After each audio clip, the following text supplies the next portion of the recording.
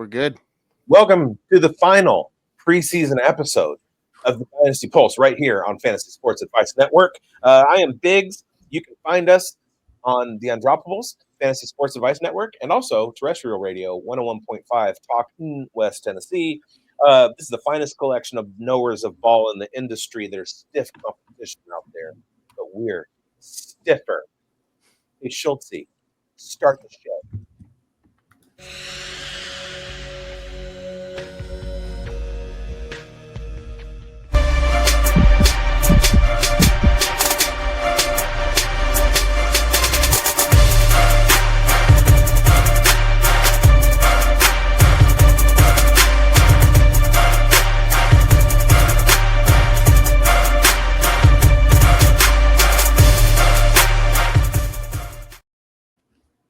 Welcome back once again to the Dynasty Pulse. We are full staff today. Grindberg's here, Schultzy's here, Coach Retzlaff is here, and Chev GPT, the AI wizard, is here. Big news, I'm now being followed on Blue Sky by Chiton, the Japanese mascot thing. We are here today to talk about some of our flag plants. We are on the precipice of the 2025 NFL season. The first game is about a week away next Thursday in Brazil, the Chiefs and the Chargers. That kicks everything off. We have a ton of content scheduled on Fantasy Sports Advice Network. The Dynasty Pulse will continue at its current pace. We also will have our waiver wire show on Tuesday, Wednesday. We also will be hosting Points After Thursday live on FSAN, and that'll be our post Thursday night game. We will have our starts and sit show. We will also have breakfast with Bigz on Sunday mornings at 8:30 maybe. I heard today. That'll be start sits on Sunday morning. So a ton of stuff. Going to be a big season, and drafts are still going on. I'm in like 5 live drafts right now. Have another couple scheduled this weekend and stuff. So we're here to help. We're gonna give you some flag plant names of guys to take in your drafts over the next couple weeks. Yeah, I'm looking forward to this one. You know, we've been talking about tiers for a couple of weeks. We had a bunch of tiers, tiered our tight ends last week. We had our wide receivers, running backs, and quarterbacks. I thought those shows were a lot of fun. We had some good Discord in that, and I think we're going to have some good ones here too. I think there's some flag plants here that are really going to give our viewers an edge, no matter what they're talking about. I mean, a lot of us have already talked about these guys right away throughout this offseason, and it's nothing familiar, but these are really bold takes, and I'm excited to see where everybody's at on this. Coach, how you doing tonight? Man, doing great. Happy to be here and excited for these players. I like the players that I have that are listed, but I'm excited in seeing the show sheet, what you guys have cooking. So it's all sizzle at this point of the season, and we're about to enjoy something real. It's like we've been reading a book, and we're on to the next book. It's beautiful. Yeah, all sizzle, no drizzle. There you go. Now, Chev, you've been welcome back. Both you and Coach have been away for a couple of weeks, but it's awesome to have you two back. The 5 of us, we're ready to get into this season. And Chev GPT, what's going on, man? Oh, you know, I'm just we're closer and closer to just being validated on all of the opinions and things that we've been right or wrong about for months on end. So I'm glad to be at the end of this cycle to start a new cycle of arguing about why I'm right and why I'm not right. So yeah, great to be here. I'm glad to be back. Super excited that there's football, American tackle football, this coming Thursday. That you know, could be one of the biggest shootouts of the year. I don't know if you guys, when this airs, you will know, you'll see that Micah Parsons, the Dallas Cowboys' only hope on defense, has been traded, and now the Cowboys are now the Bengals of the NFC. They were already the Bengals before that. When you look at everything that was going down, like the Pickens and T. Higgins similarities. You got CeeDee Lamb. on the other end and Jamar Chase, and two quarterbacks that can sling the ball with accuracy downfield. I love what I see. Now you got two defenses that are going to be Swiss cheese. It's just the AFC and the NFC going at it, and I love this for fantasy football in general. I think these George Pickens shares and these Dak Prescott shares that, you know, people got as values are going to really come together now and really pay off for fantasy managers. I got offered a first for my George Pickens in my home league, which I can only lose that trade because I took him at the 101. That was a meme. Bill Barnwell tweeted earlier, over the last 4 years, the Cowboys are the league's best defense with Micah Parsons on the field by EPA per play. Across a 1,039 play sample, they're the league's second worst defense over that same stretch by EPA per play when Parsons isn't on the field. They do not have him to kick around anymore, and he is taking that talent to Green Bay. Watch out. If you play in leagues that have defenses, you better be on the waiver wire already if you haven't already gotten Green Bay, because Micah Parsons is going to make them the best defense. All right. Schultzy, what's going on with you, man? You got your arms crossed. There it is. What's up, dudes? The peace sign. What's up? Yeah, were you ready to rock, boys and girls? We are ready. Let's do this. All right, let's get into some of our flag plants for this season. You know, everybody's got some. I'm excited to hear the juice, and I think Bigz, you're going to start us off tonight, right? Is that right? No, it isn't. It is Schultzy. You're up. I can't read. And this one's kind of a curveball considering Well, our last show. First of all, my flag plant is going to be Neil Armstrong, 1969. Nice. Very famous flag plant on the moon. Am I right? Yeah. So I got to be honest here. I saw the flag plant. I didn't read the little paragraph before it, and I said to myself, flag plants don't have to be good. It could Correct. be a bad flag plant. So here I am providing a bad flag plant. Yes. It's on me, fam. You didn't read the assignment, but I didn't fully read the assignment, but we're here. We are here, and we're doing it anyways.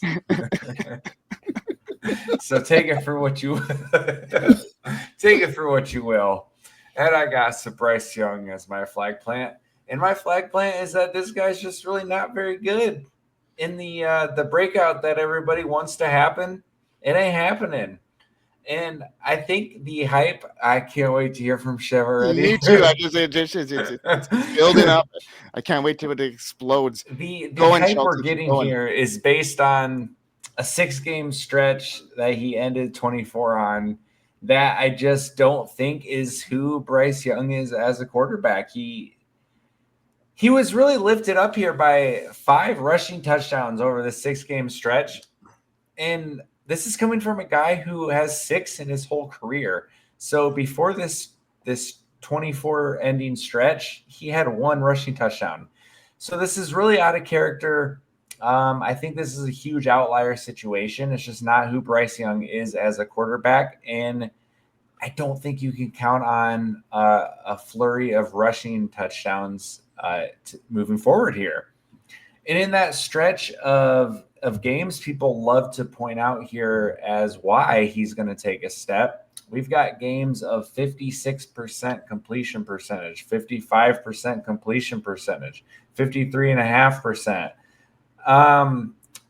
Like for a guy who we're all pegging to take a huge step forward and become like, you know, a next level guy, like those are horrible numbers for completion percentage, especially when we're using this as part of our sample as to why he's going to progress for even further. He's a career 60% passer with 1 300-yard passing game in his career. He's got 2 games in his career with 3 touchdowns passing or more. 34th in the league in clean pocket completion percentage, 41st in the league in catchable target rate. I just don't think Bryce Young's a very good quarterback. I'm totally here for Tedero and McMillan showing out. I think we can get one wide receiver coming out of this offense who's going to be very productive, like New York last year in Malik Neighbors. But man, you can't sell me on Bryce Young. I think we've seen what we've seen. The proof is in the pudding. We are predicting a breakout here based entirely off of projection, not production. This is perfect because we had Chev's initial reaction early in this. His eyes were bright, and it so happens that he gets to comment on this pick. So I'm excited to hear what Chev has to offer on Bryce Young, and if maybe Schultzy shifted his opinion at all, on this. Absolutely not. I have been a Bama Bryce guy since before it was cool to be a Bama Bryce guy. So we're talking about the stretch that Schultzy's referring to is weeks 8 to 18. Bryce Young averaged 20.8 fantasy points per game, and there's 5 rushing touchdowns in there. So let's just take those out, and it comes out to about 17. It'll come out to about 17 fantasy points per game. And now we've gone and gotten him the big pineapple, Teteroa McMillan, as his primary option. Jalen Coker, my guy, Jalen Coker, is going to be manning the slot now that Adam Thielen's no longer there. They had one of the best offensive line in run block success rate and pass block success rate. They've got 2 of the best guards in football, along with Taylor Moton, who they just extended. Everything's set up, much like Trevor Lawrence. It's almost too big for him to fail. And we have Dave Canales, who's been a quarterback whisperer, and it just so happened that Bryce's growth happened to take place under Dave Canales last year. If we're going to reference anything from his rookie year, then I am by law required to reference everything that happened with Trevor Lawrence's rookie year. So if we're going to hold him accountable. I'm going to stop you there because those are not relatable at all. Yeah, they're horrendous. So anyway, I personally am a believer that Bryce can operate in this offense because we can't hold him accountable for a 32 or 33-year-old Adam Thielen and Jonathan Mingo being his primary options, with sprinkling in a touch or two of Tommy Trimble, with Doug Peterson as his offense or the offensive genius behind all of this. We just saw how bad that went for Trevor Lawrence over year. So now he gets Dave Canales, and it starts off really poorly because he's shell-shocked. It's a very, very poor 19-game sample. But then we started to see the traits that made him the number 1 overall pick. And I can't get past the fact that, once I've seen you do the things that I've seen you do previously, you're going to go back to doing the things that you did when things were horrible. And you've got an elite offensive line. You've got a workhorse running back. You've got what we think is an alpha wide receiver in Teteroa McMillan. You got another first-round pick in Xavier Legette, who gets to be more of a gadget type of role. You got Jalen Coker in the slot. It's all set up for him to be successful. I didn't even mention Jatavian Sanders. So I'm in the complete opposite quarter on this. I totally understand why people would want to fade Bryce Young because of the touchdown, but I think he's a good real-life quarterback, and I'm fine with him. And I can get him as my QB3 a lot of the times in startups. So yeah, I'm fine because whenever I have to put him in my lineup, I'm going ham with Bryce Young. Yeah, Coach. Hey, question to Schultzy. Michael Penix, are you in or out on Michael Penix? Oh, I'm more in on Penix than I am Bryce Young for sure. I know I'm more in on Michael Penix. That wasn't the question, though. Yeah. Right, but hold on. This is where we're going back to back right now, essentially. Yes, yep. They go back to back, and it's funny enough. You have Drake London, and you just have the mimicry that the NFL is of Teteroa McMillan. 10 to 12 targets. They could be a little more junk volume versus the quality that Penix versus London will get with their connection. But I can see the alignment for Bryce Young.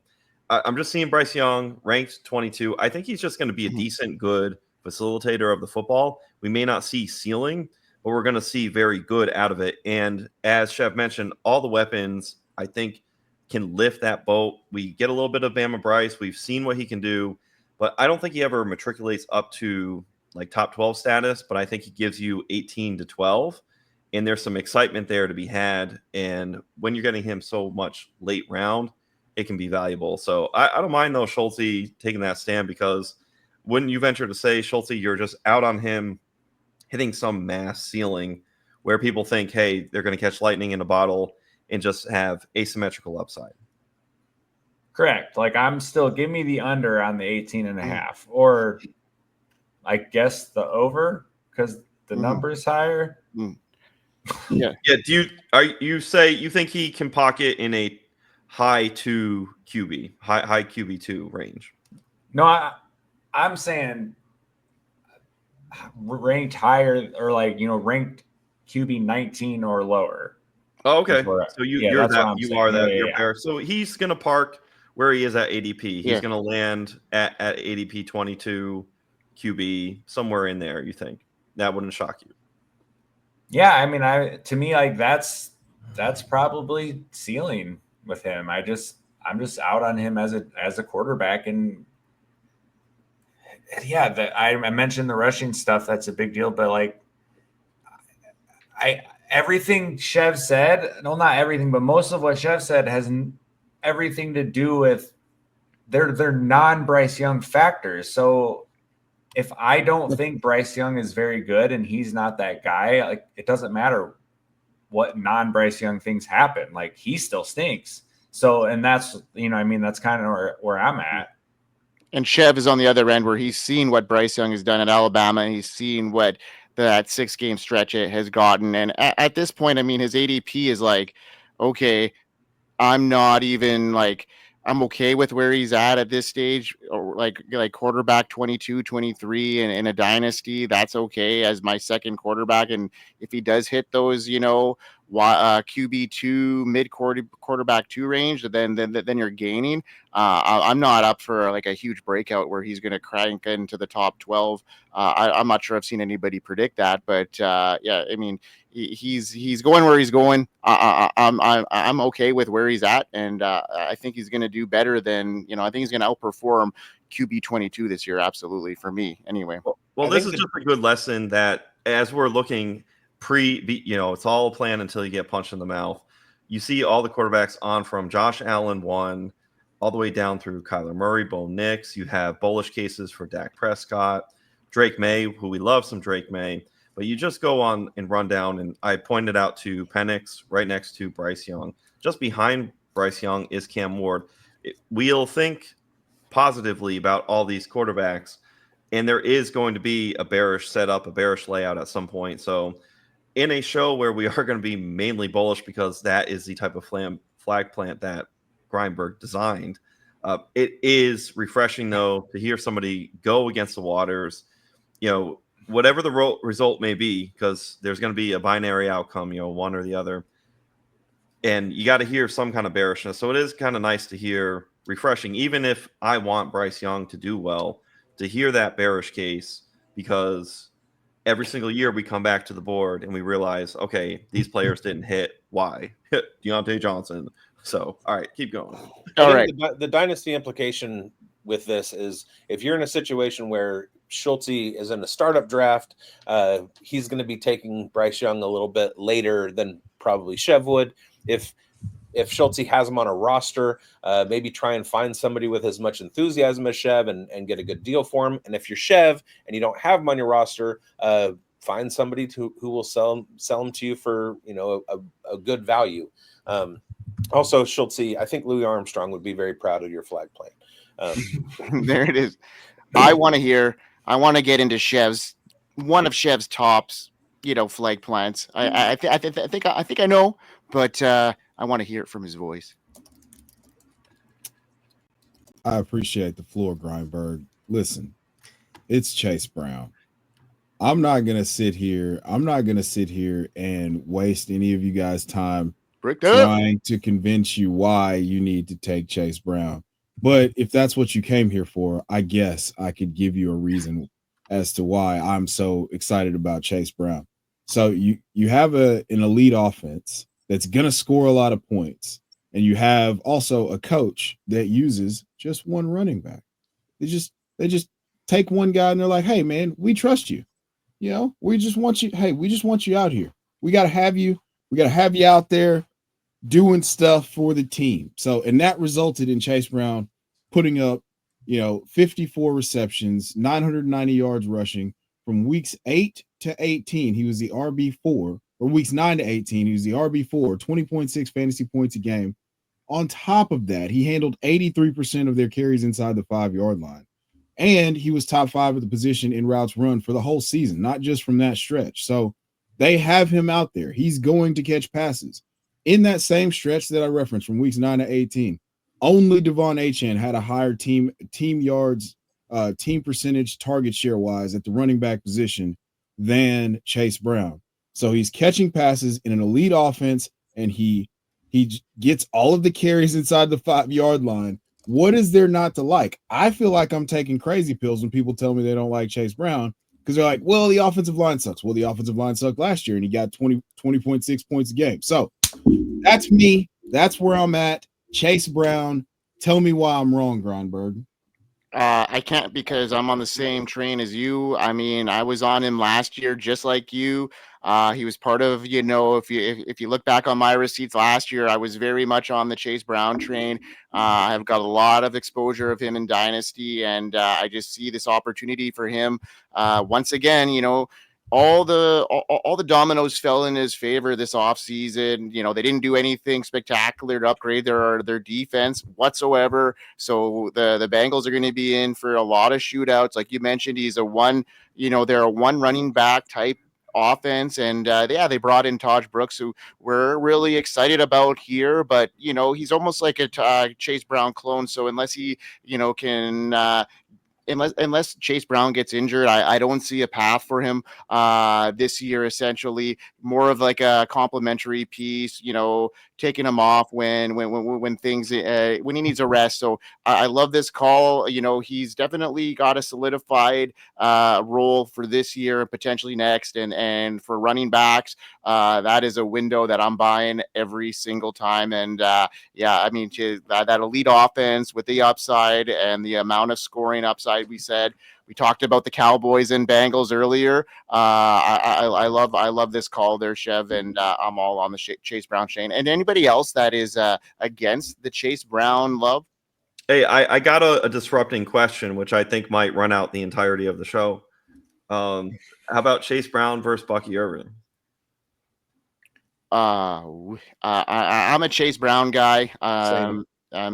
I see the Bucks having a little bit harder time repeating what they did last year as far as their offense goes. I think they're going to score less points. I had Baker Mayfield as a fade this year as far as one of the busts at his ADP. So I don't see them being as prolific as they were last year, and I just see the upside there. And he's going to split some carries too with Rachaad White, and I just don't see that split happening in favor of Chase Brown at this stage. So unless an injury happens, I think Chase Brown is a locked-in top 7 running back this year. My Grindberg, how the turntables. Mm-hmm. Yeah. How about JT? Jonathan Taylor is ranked 2 running backs behind Chase Brown. Do we think that's jumping the shark for Chase Brown versus JT, or is that absolutely fair? I have Chase Brown ahead of JT. I've got JT ahead of Chase Brown this year for sure. Just based off of this year. Startups, yeah. Chase goes ahead. Mm-hmm. Yeah, this year. I mean, Chase Brown's a year younger. I have Chase Brown in redraft ahead of JT, but in Dynasty, I would take JT. Now with Chase Brown, one point that you did make, Chev, you're talking about like how good the Bengals are with him, how good that running back room can be. I just kind of see, we talked about the similarities between the Cowboys and the Bengals, and it's funny enough, the Bengals are the Bengals, right? To the Cowboys with just a souped up, awesome running back. So the running back room is a mess for the Cowboys. There's going to be better run out maybe for what Dak Prescott can do just till his arm falls off. But the beauty is the Bengals have that advantage where it's run back city, but hey, you're getting quite possibly a top 5 running back in 2025, Chase Brown. Yes. Javonte's 100%. going to blow some minds this year. Him and his .07 missed tackles forced per attempt. Correct. Correct. They're just gonna be like, are they just gonna have like people Thanos snapping in front of him? As I didn't say it was blockers? going to be like you're the one filling in the blanks. I just said he was going to blow some minds. In one way or the other. One way or I the can other. only, It's like when I say I'd stab a baby for something. I was talking about a stuffed animal of a baby shark. You're the one that made it bad. All right. Okay, let's move on. Let's get another flag plant. We're getting some good Discord here, and I guess it's my turn. So I'm gonna start with my biggest one, I think, and I'll move on from there if we have time for more. So which one do I want to go with? Let's do it. All right, let's go with Drake London because I've been talking about him pretty much all off season as a guy that I have even drafted ahead of guys like Brian Thomas Jr., Nico Collins, Puka Nakua, Amon-Ra St. Brown. I've drafted ahead of them in startups this offseason. So that's how high I am on Drake London being a guy that by this time next year is going to be in the first round of dynasty startups because of how prolific this season is going to go for him. So this is my flag plant is I think that Drake London is going to have a top 5 season this year because of a lot of metrics that ended last year. One of the biggest things that I saw last year was, a new modernized Ram style scheme. And the targets came back. The slot usage, it exploded. And for the first time, we got to see the real wide receiver one in Atlanta and what it could look like. It was dominant. And the ceiling, it just is going to get higher because Michael Penix Jr., we saw what he did in those 3-game span there with Drake London. Over 37% target share over the last 3 games. And it looks like that's going to start this season very similarly with Darnell Mooney being banged up. So I think the wheels are going to be up. He did finish last year with 27% target share, 4th among all wide receivers. And he was a slot super weapon. He's got everything that we're looking for in a modern wide receiver that can do things downfield, but also work in the slot, similar to how Jamar Chase got his triple crown. I'm looking at a similar usage here for Drake London. He's tall. He can get the contested catches. He's a red zone threat. And when you bring in a guy that hyper targets a wide receiver, and not to mention his 2.57 yards per route run and his 33% target rate from the slot is just some incredible stuff, and the chemistry there is just undeniable, and I'm looking for this to be a huge season for Drake London in 2025. Bigz, what do you got to say about that? No, I am totally in agreement. Drake London is a huge buy. I'm wondering, you didn't do the other guy. Are we only going to one? No, we can do we're going to start with our tops, and if we have time to get into our second guys, we will. Got it. Yeah. That seems a little unfair since I let off. No, you guys are top flag plant. You wanted opposite of. If you weren't so controversial with your snowball, if you would have read the show sheet, we wouldn't be in this conversation right now, Schultzy. So your 50 minutes of fame, because that's what it took up of our clock, was about Bryce Young. So let some others talk here. And I don't even like the guy. Drake London finishing around wide receiver 5 last year. It's a no-brainer. The fact that they brought in Michael Penix and revamped the offense and moved on from the Arthur Smith era where he just doesn't throw the ball enough. Drake London is a top 10 guy, period. And yeah, so you're going to pay for him. Yep. A combinatorial rostership getting Drake London in the second round paired with any mixed match of first round players is going to be something that we look back on and we're like, oh crap, like getting Drake London, that combo, because you have more first round talent players than the 12 slots by simple math that are there this year. That's the jam on fantasy football this year, where round 2 could look a lot like round 1 in other years. It's loaded. Just look at Chase Brown, Jonathan Taylor, Drake London, Devon Achane, Lab McConkey. You have all these players who can fit round 2. Sometimes I'm seeing Brian Thomas Jr. go at the 13. So what are we doing? It is wild what you're going to be able to look back on and see. Drake London and Malik Neighbors, Drake London and Jahmyr Gibbs, Drake London, Puka Nacua. Just put any kind of slice in there. The fact that you're able to, as Grindberg had alluded to, a first-round pick next year, you're getting him in round 2, and it's just going to be filthy, the combination that you have of players where it's like, hey, Drake London, and it's just like a cheat code of we've jammed a first-round player. There it is in the second round. You scoop them up like Pac-Man, and you're gold. Mm-hmm. And earlier this offseason, honestly, and when startups were happening in April and in May, Drake London was going, in the top of the third in some of these startups. So now when we look at where he could be, it's an exciting thing for me. And, my as Theo would say, my Drake London bags are packed, and I've got a lot of shares of him. So let's continue on. Bigz, who's one of your biggest flag plants of this year? I'm excited to hear who you're going to talk about specifically. Well, both of these drums I've been beating the crap out of for quite a while, especially this one. Not quite as long as my second take, but I love D'onte Thornton so much. 4th rounder out of Tennessee. He was maligned for his route running. If you listen to the boys on Reception Perception, they talked about the fact that he ran 40% of his routes at Tennessee in 2024 were comeback routes. But as D'onte Thornton put it in an interview that I saw, he's been running the whole route tree since high school. You go back and you watch the Oregon film, he was running a complete route tree. They just didn't have it at Tennessee. You can see, kind of an analog in Cedric Tillman in that he came out limited, but presented a little bit more.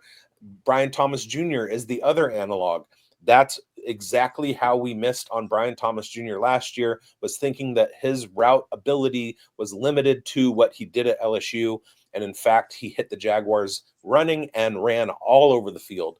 So D'onte Thornton is that dude. 4th round pick, comes into Raiders camp after OTAs. He's immediately running with the ones. He is their ex-receiver, and they got him in the 4th round. They drafted Jack Besh 2 rounds higher, and he's not ready for the NFL. He's not ready to take over for Jacoby Myers just yet. But D'onte Thornton immediately has a connection with Geno Smith, and he may have kind of a Jameson Williams type career arc where he's a deep threat, and it's going to take him a while to get it.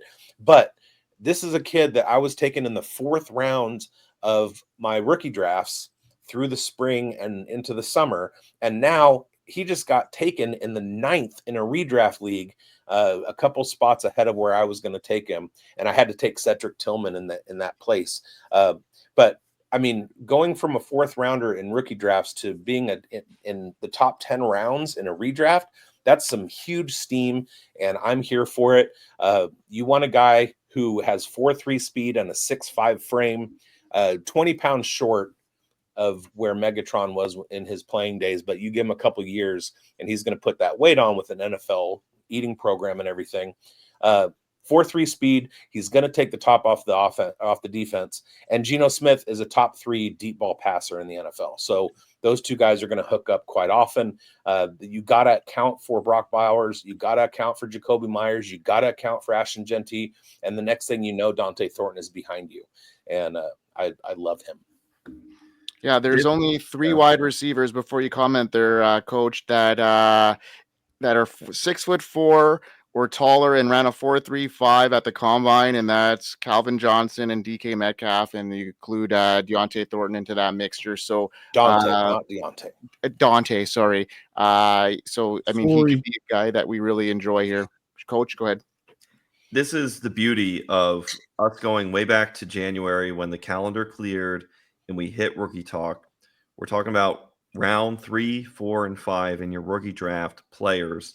And then players who have been parked round 14 and beyond, 15 and beyond, deep cuts, deep in your dynasty startups, beyond into round the early 20s. If you go a 30 round startup up to round 25, these players, if you are just paying attention to them, they matriculate up. They may hit a cap ceiling at a certain point, like Ja'Cory Krosky-Merritt may really only end up capping up at like round 12 payoff, even though he's spiking way up the board. But you got him back in round 18 and round 20 months ago. This is just a value right here with D'onte Thornton. And the cool thing about watching him too is in preseason, I can't remember what quarterback it was. It wasn't Geno Smith. Somebody's laying up a deep ball, and I'm watching it, and it's just a deep ball launched interception. But you know who it was? Intended for? Thornton. And people who pay attention, who understand, like this guy is cooking, this guy is burning all the time. Geno Smith is hitting him up all the time in practices. This is a constant theme. And we hear that Jakobi Meyers may not like the tempo of what's going on the offense. It's not necessarily, is it contract related or is it stylistically related to what the Raiders have been doing? And Jakobi Meyers, while he may want money, everybody wants money. He may see that the fit for him, the gloves aren't fitting like they should. And part of that is for the fact that Thornton is coming on big time. And I think you just have to follow the drumbeat. You had said, and this is another thing, you got sniped. This is probably one of the hardest things to deal with in fantasy football is you're sharp on players. And then, everything runs up, the price runs up, and you start getting sniped. And you have to go and retrieve and find a new sleeper or a new gem or some kind of value in that pocket of the draft. So maybe right now it's like Alec Manor, who's going still a little bit later. You have to go back to the well, and all those players you were picking apart late, it becomes a lot less crowded and it narrows down. One pocket of the draft between 8 and 12 round is Jaden Higgins. All these players were around him, and Emeka Ibuka, the train took off. Josh Downs, the train took off. There's all these players that just keep soaring up boards. And it's just nice that when you get the price early on, you're invested. It's just a tribute to grinding these rookie drafts on through, because what you've seen is from the beginning to now, these players are all drastically, mostly you're reaping rewards and benefits of that. So great call on you, Bigz. I know you were high on Thornton from the jump. So now you're seeing the appreciation on that. So one of the coolest things was in the preseason game against the Cardinals last week. The week before, Pete Carroll was in a press conference and they talked to him about the Geno Smith D'onte Thornton relationship, and he was saying they're still feeling out how it's going to be the easiest for Geno Smith to get the ball into Thornton's hands, whether that's going to be on jump balls or boundary balls or back shoulders. And he mentioned those different ways of catching the ball. And in that Arizona game, Thornton caught a touchdown on the boundary with a back shoulder that was like beautiful. He danced and got his feet in. It was like, okay, we know at that point, this kid can do everything. He can do everything, and he's going to be beating cornerbacks left and right. You're going to have a safety to bracket him. It's going to open up the offense. It's going to make everybody else better. He's just the perfect piece, and he was a 4th rounder in the NFL draft. Dude, it was a beautiful ball. It was a beautiful catch. The ball placement was perfect. He just plucked it. These guys are going to be good. Yeah, the thing is to tell somebody that you just beat, you're too small, and everybody's smaller than D'onte Thornton. All right, Coach, let's get into your biggest flag plant so far this season here. Hey, Drake Maye is going to catch up to Jalen Hurts and Joe Burrow. He's going to be in their tier next year and possibly fight for that upper top 3 tier of Lamar, Allen, and Jaden Daniels. I think comfortably he could end up QB4 right at the back of that tier and usurping Joe Burrow and Jalen Hurts, or at least matching in that tier 2. I see the rushing ability. I was saying on the show a couple of weeks ago, 400 to 500 yards conservatively. I actually think we can get 700 to 800 yards rushing for Drake Maye. I think you can push close to 10 touchdown rushes, and you can't helmet scout anymore on the New England Patriots, but that's a good advantage for us. And hey, the train has left the station on Travion Henderson. That cat's out of the bag, but by all means, draft Patriots players who are tied to Drake Maye. And if you are non-committal on those players. Go out and just make sure you're getting Drake Maye. You've been able to get him so late. He's going as QB 13 right now in the 111, so past the hundreds picked. We're talking about double-digit rounds for Drake Maye. Guys who are ahead of him right now, who I see him usurping, Justin Fields. I'm high on Dak Prescott, so I'm just going to call that a push. Brock Purdy, he could absolutely usurp. Kyler Murray. Bo Nix, I'll call a push. I'll call it even. Right now I got to give respect to that. Baker Mayfield, I think he can catch and clip just because of what you gentlemen had spoken to earlier on what's going on with the Buccaneers offense. Even though we love Emeka Ibuka. Patrick Mahomes, we could have great run out for Patrick Mahomes. I'm going to call that a push. But then the rest above him are Allen, Jackson, Daniels, Hurts, and Burrow, as I spoke to. So I really see the path there for Drake Maye. And the price today, the haul is going up, and it's going to be even more expensive. So, yeah, I'm all about some Drake Maye jumping up here. And if you wait for it to happen, you'll be too late. You'll be looking backwards, and you'll be having to mortgage a second home to pry him off of all of your dynasty teams, anybody who's watching. My pre-draft comp to him was Josh Allen with arm talent. Go ahead, Schultzy. Yeah, I can't disagree or argue with anything you've said here. To me, I think the QB4 stuff, that's like a little strong for me. But hey, we're here for a flag plant, and you've been talking Drake Maye all off season, so I love it, man. I think QB 6 to 10 is a much more reasonable situation moving into 26 here. But yeah, you gotta love the rushing stuff here. You mentioned my guy Travion Henderson, and one thing I've talked a ton about is the passing game stuff with the McDaniels offense, and I think that's going to flow a lot through Henderson. But who's going to get those points too? Drake Maye. So yeah, man, I know they didn't go out and get a guy.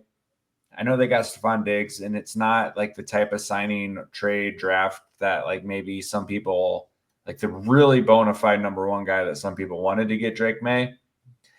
But if Drake Maye is who we think he is or who we want him to be, it doesn't matter. Yeah. Watch him make Javon Baker relevant. He just got cut today, by the way.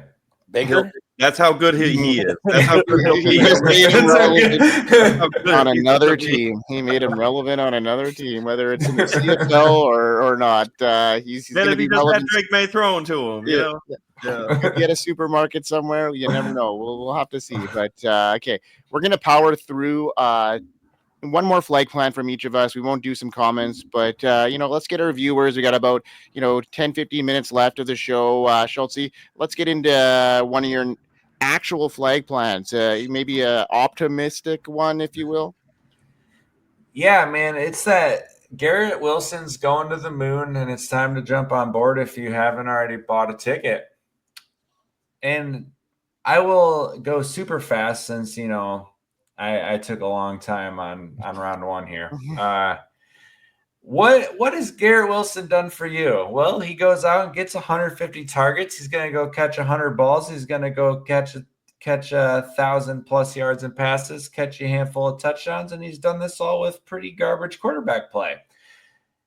All right, he's played with Zach Wilson. Last year, he finally got halfway decent quarterback play, and Aaron Rodgers was wide receiver 10. He now gets his old pal, Justin Fields, college quarterback from Ohio State. We're going to the moon. I don't think this is a permanent situation with Fields. Probably get someone better later, man. Fire it up with Garrett Wilson. Don't look back. Well, agree. Top 10 finish this year. Chev, what do you think?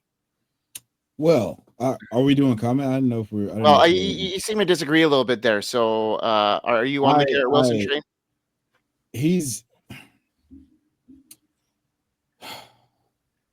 Again, I love the volume play. I just don't know how much better it's going to be than it's been. I want to believe because I want to believe it. I can believe in Justin Fields as a singularity while not believing in their passing game options. Yeah. And I hope that I'm wrong, but it's just the way that it looked this preseason made me nervous as hell. I'm not going to lie to you. Mm-hmm. Yeah. Justin Fields made DJ Moore wide receiver 6, and Garrett Wilson will have probably 30 or 40 more targets than Moore had that year. There's no competition in this offense except for Mason Taylor. So Garrett Wilson is the dude. Every single team in the NFL can have a top 10 quarterback they can have top 10 guys in fantasy and be garbage teams. So I love Garrett Wilson too. I'm kind of on the other train. I'm kind of like I'm tempering my expectations here for him because of what I saw, especially in the preseason here. But also, we're just I'm expecting his best season, but I still don't see him getting into some of that elite top 8 to even top 10 to at this stage. I with some of the things that I see right now out of some of these other guys ascending up the board. I think his ceiling is probably 15 for me. That's fair. He's where going at wide receiver 19. That's criminal for a guy with like top 5 upside. It's stupid. Well, okay. Well, yeah, I get that. But how many times has he actually finished top 5? He was 10 last year.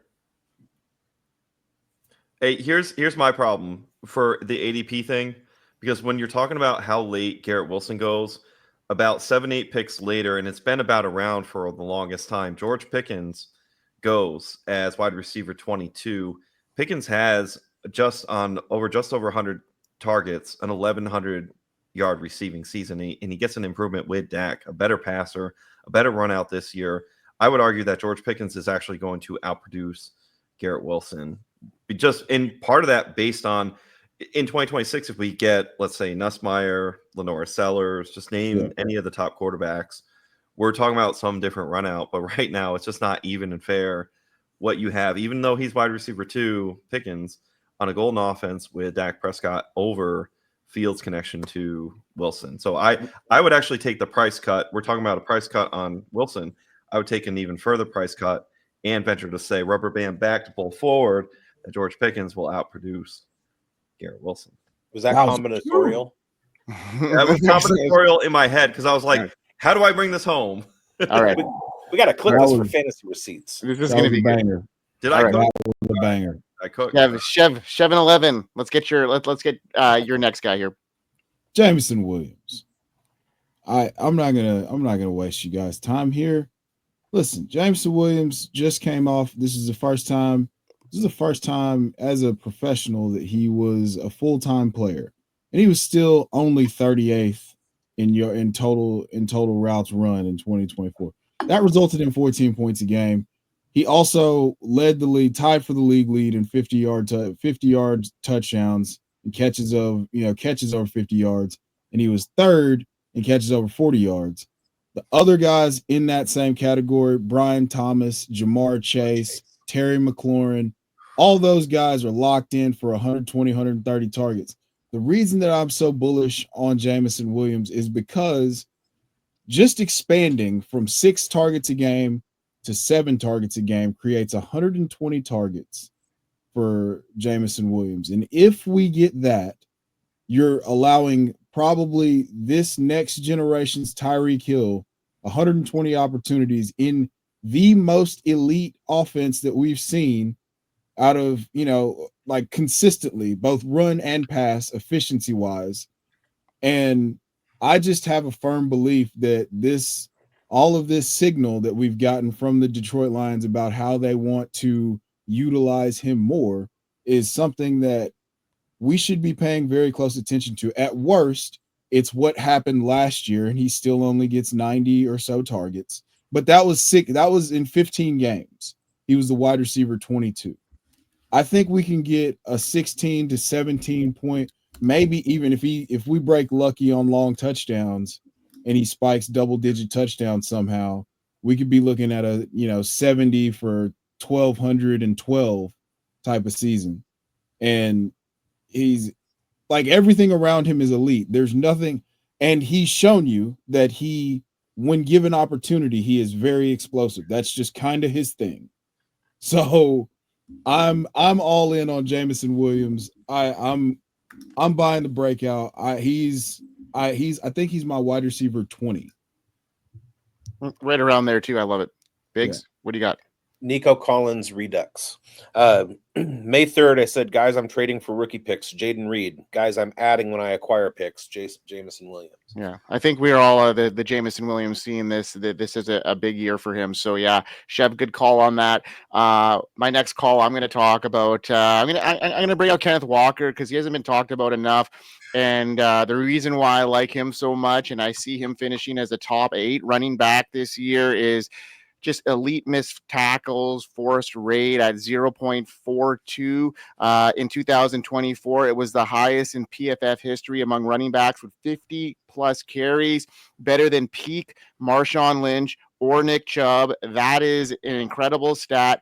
Zone scheme surge. So what's going to happen here? Well, Clint Kubiak is now in there, and Walker's averaged 1.2 more yards per carry in zone runs when that gap runs last season. So I'm looking at Kubiak, and his offense always ranked in the top 7 in zone run rate in all 4 of his prior stops. And last year, Kenneth Walker also showed his diverseness as a 2-minute weapon. He saw 0 third down targets in 2023, but he led all running backs in the 2-minute drill in receptions last year with 15, signaling that he can be a pass catching back, but also be effective in the 2-minute drill. Always a top 12 running back when healthy. And now he's got an improved supporting cast. They added a first-round guard in Greg Zabel, and left tackle Charles Cross took a major step forward last year. So a healthy, younger O-line means fewer disruptions, and that zone scheme is going to be big things for Kenneth Walker. And if he could stay healthy, which I think he will, I'm hoping he will, but we can't guarantee anything. Still top 8 running back 2025. Gray Zabel is violent. Mm-hmm. Also, you mispronounced Travion Henderson. Well, that was another one, but we didn't get to that one there, Biggs. All right. I think it's your turn, buddy. Yeah. So over the years, I've come to realize that I'm somewhat of a college quarterback savant when it comes to making calls on who to target over the course of the summer. A couple of years ago, I said Zach Wilson wasn't it. Another couple of years ago, I said stay away from Will Levis. Last year, I was booking Jaden Daniels and Drake Maye. And this year, my guy was Jaxson Dart. And so you can go all the way back to our shows in January, late January, early February. And I was on the Jaxson Dart train as soon as I dug my peeps into all of the video that is available. And I've been super high on him, with him as the rookie quarterback 1 in this class. And my priors were confirmed over most of the preseason. It's not a matter of if he's going to take over the Giants offense, it's when. How long are they going to watch Russell Wilson before they give Jaxson Dart the nod? And he's going to immediately bring deep ball prowess, a really good RPO game, intermediate accuracy, and the rushing upside that comes with 500 rushing yards 3 seasons in a row in college football, which is a shorter season than in the NFL. So my flag has remained for the last 8 months in Jaxson Dart's chest, and it's not going anywhere. Yeah, fair enough. It seems like counterproductive. I'm going to be honest. Like, you want him to do well to, hey, I was right. I called that. But it's not a sounds like you're trying to murder him. No, it's not pointy. Keep him not above going anywhere. Above 6 feet above ground, right, Chev? Right? Any day above that, right? I'm not going to be above that very much longer if we have to continue with this propaganda. All right, Coach. Let's go. Hey, so I've been real high on David Njoku all off season, but I can't get through an entirety of an off season without hyping up Tyler Warren. A big part of that is an Indianapolis Colts tight end, rookie phenom. He looks the part in college, and if you watch him, eye test can be lie test, but eye test can just tell you what is just straight up an alpha male football player, and he's just domineering on the football field. And I think what's going to happen with him, we're going to get the run out, Sam Laporta, Brock Bowers. We're going to get another rookie who's just perfect set the table at a 8, 9, 10th round ADP. It's soaring up a little bit, but you've been able to scaffold your entire teams and then go and get yourself some Tyler Warren.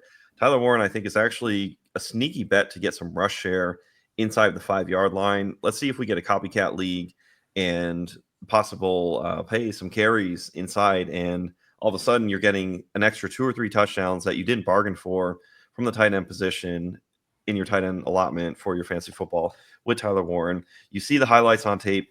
Yes, we've gone through the Richardson versus Jones. For right now, it's Jones. It is what it is, and is what is happening. Tyler Warren connects very well with Daniel Jones, even if Jones just has to lob it in the vicinity, which is something that reminds us of Brock Bowers. So I don't think it's sacrilege to say the heights that Tyler Warren can reach, and you're just getting another little cheat code for me.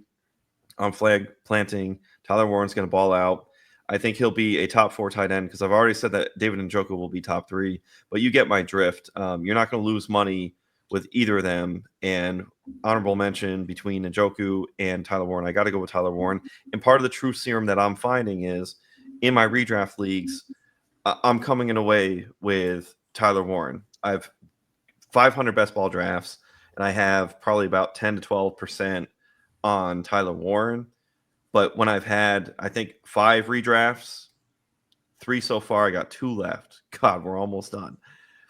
In the 3, I've had Tyler Warren, and I felt amazing every single time. So I'm very high on him. So I just wanted to get a show in where I'm stressing the importance of how valuable he can be for your team. And the advantage that he provides in year 1 is you just set up, you can draft Jameson Williams, you can draft Chase Brown, these flag plant players. You have room to go and get Jaxson Dart. With all the run out, the beauty of every player that you have all talked about is you can fit Tyler Warren into those builds. Love it. I love it. Way to go, guys. We did it under an hour, and we got two of our flag plants through. And if it weren't for Schultzy, we probably would have got 3 of them done in his controversy today. So we're excited to continue next week. This guy stinks. Exactly.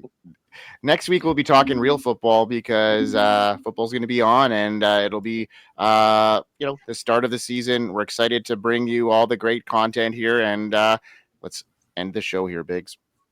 We hope you win. Oh, I'm sorry. I'm supposed to do a call to action and all that stuff. Hey, like and subscribe, hit the bell on this show. Watch everything on the Undroppables and Fantasy Sports Advice Network. Go to the merch store, get your Dynasty Pulse gear, and look for upcoming stuff that's going to drop. Not to, tease much, but Wrecking Ball. And then use our code, which is Pulse 15.